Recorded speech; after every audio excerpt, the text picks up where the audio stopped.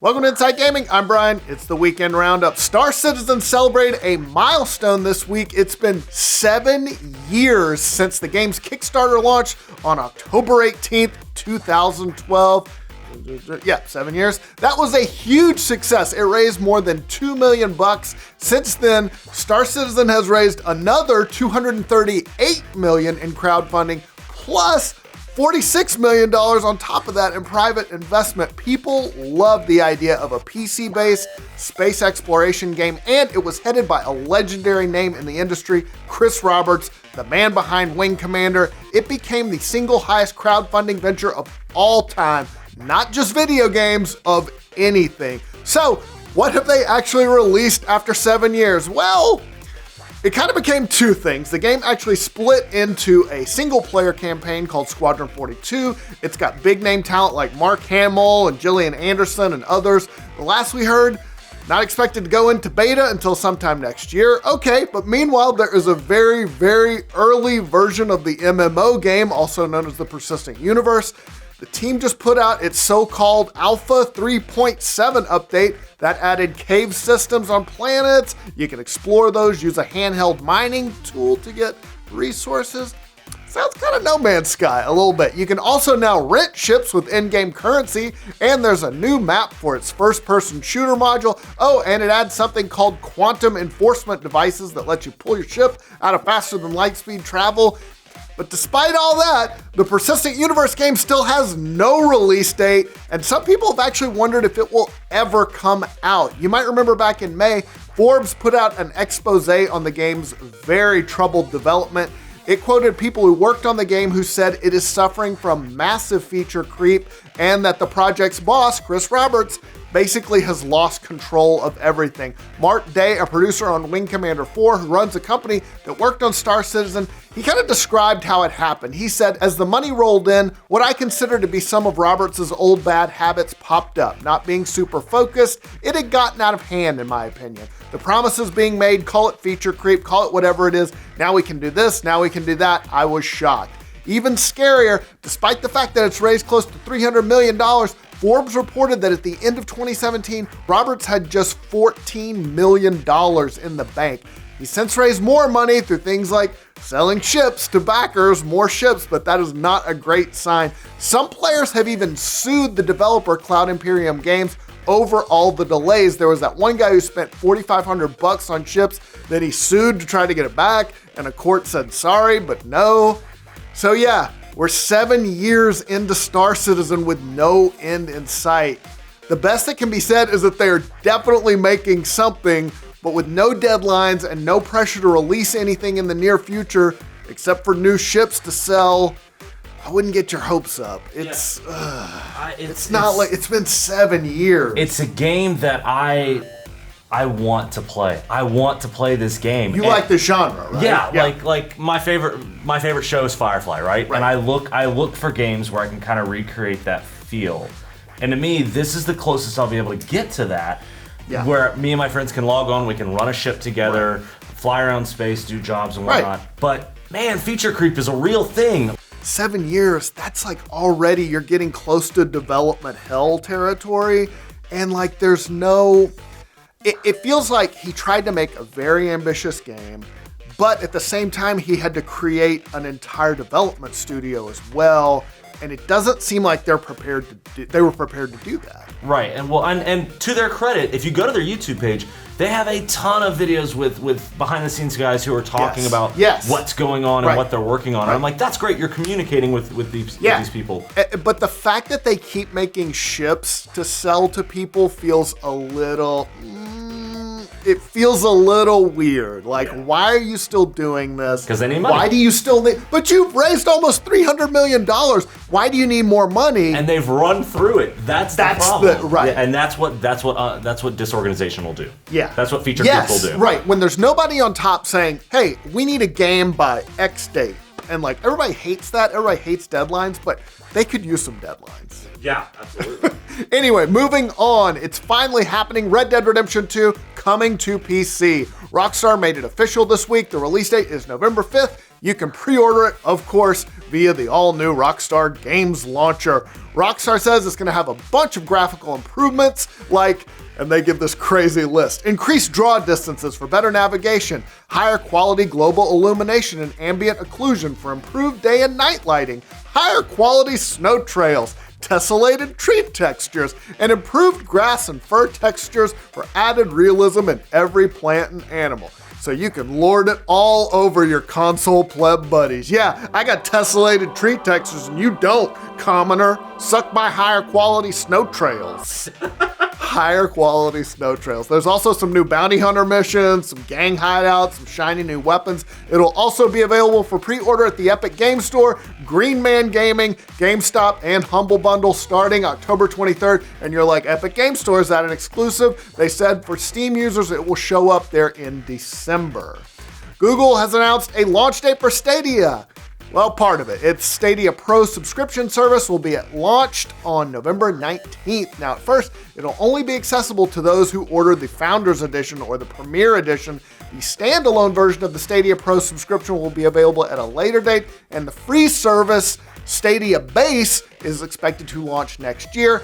And there's already an issue, though. You know that wireless controller they've been selling along with the service? It probably won't be wireless. Google told The Verge that unless you're playing Stadia on a Chromecast Ultra, you'll have to plug in a USB-C cable to use it with computers or phones. Google told The Verge that it's focusing on getting wireless play just right on TV at first because it wants that experience to be as good as possible, which I get, but isn't being able to play wirelessly across a bunch of devices the whole point? Oh well, like I said, it's launching next month for all of you who ponied up $130. God bless you. I hope it works. Hey, remember Anthem, that game you might have wasted $60 on? Don't feel bad. I bought MAG for full price, so I've been there. Anyway, apparently it is the 5th best-selling game of the year here in North America. NPD analyst Matt Piscatella said that through the end of August, Anthem was the number 5 best-selling game in North America for the year, trailing only Mortal Kombat 11, Kingdom Hearts 3, Madden NFL 20, and The Division 2. That's pretty incredible because if you think about it, those sales must have come in like the first week before people actually played it and word got around. Anyway, if you're still playing Anthem, and for the love of God, why? Its Halloween event, Season of Skulls, is now here, which I don't know why they needed a Halloween event because they've been running a ghost town for the last 8 months. So. Boom! Got 'em! Blizzard continued to dig a hole for itself this week, banning more Hearthstone players for sticking up for human rights. 3 Hearthstone players from American University in Washington, D.C. have been banned for 6 months after they held up a sign during a championship match that said, "Free Hong Kong, boycott Blizz." One of the players, 19-year-old Casey Chambers, posted about it on Twitter, saying in a follow-up tweet, "We knew what we were doing and expected the punishment." Blizzard, of course, also banned Chung Blitzchung Ng previously, but weirdly, when it came to the American University team, they waited for a week afterwards to ban the students. Now, Chambers accused Blizzard of ignoring our protests for PR reasons while going after Blitzchung. But Chambers added that while delayed, I appreciate all players being treated equally and no one being above the rules. Meanwhile, Blizzard, who has pulled off the biggest heel turn since Bret Hart put Stone Cold in the sharpshooter in WrestleMania 13, has also postponed its 15th anniversary World of Warcraft event in Taiwan. They didn't give a reason, but really, do they have to? You know the reason.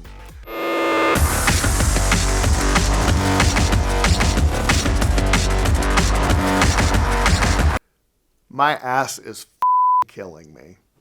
All right, let's talk about games coming out next week. Have you ever wanted to be a traveling painter?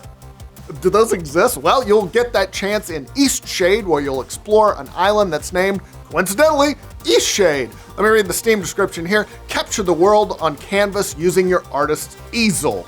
I think the easel holds the canvas. I don't think you capture anything with the easel, but whatever. You can talk to inhabitants to learn about their lives. You can make friends, help those in need, visit cities, scale summits, unearth mysteries, and discover forgotten places. It's coming to PS4 and Xbox One October 21st.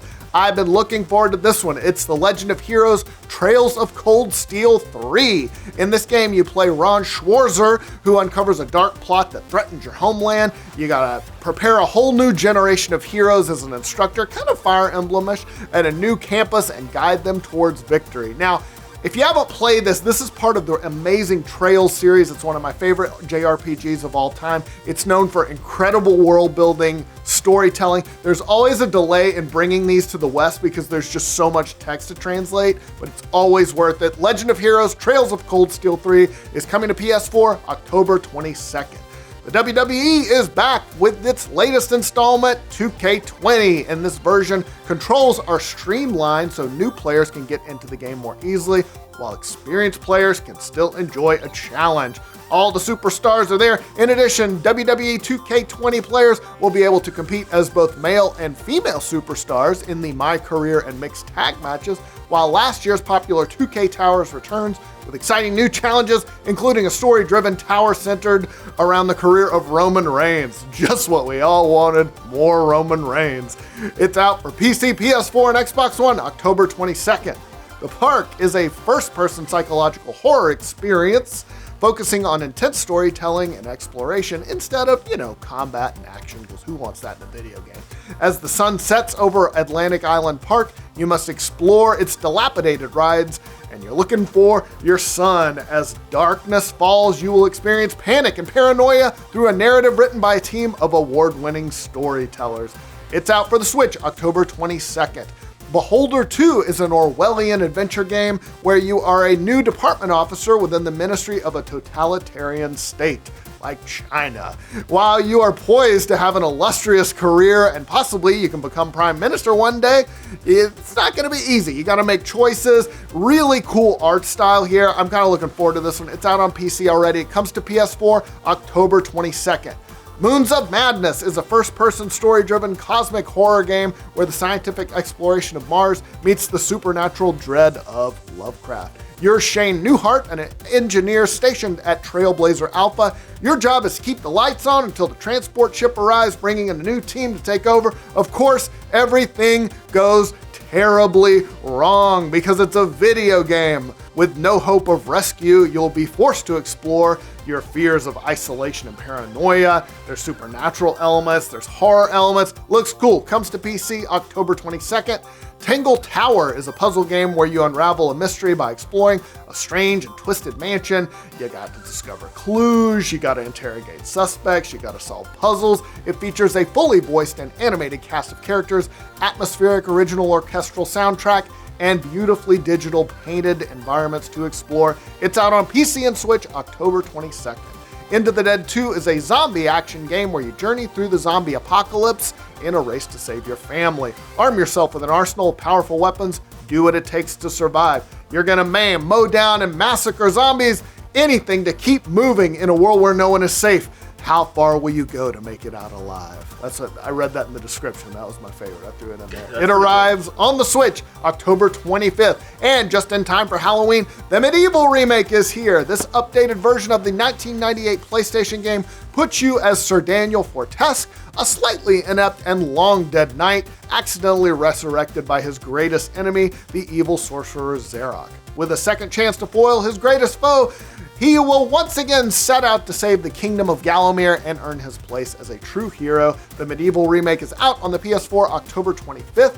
Now, a couple big ones to end on. First up, Call of Duty Modern Warfare. You take on the role of a lethal Tier 1 operator in a heart-racing saga that will affect the global balance of power. Now, this one was developed by Infinity Ward, and it's considered to be kind of a soft reboot of the Modern Warfare series. For the first time, it's going to support cross-platform multiplayer. That's awesome. And as we learn, no loot boxes. Apparently, they're going for a battle pass. It's out for PC, PS4, and Xbox One October 25th. And finally, The Outer Worlds is the new single-player sci-fi RPG from Obsidian Entertainment.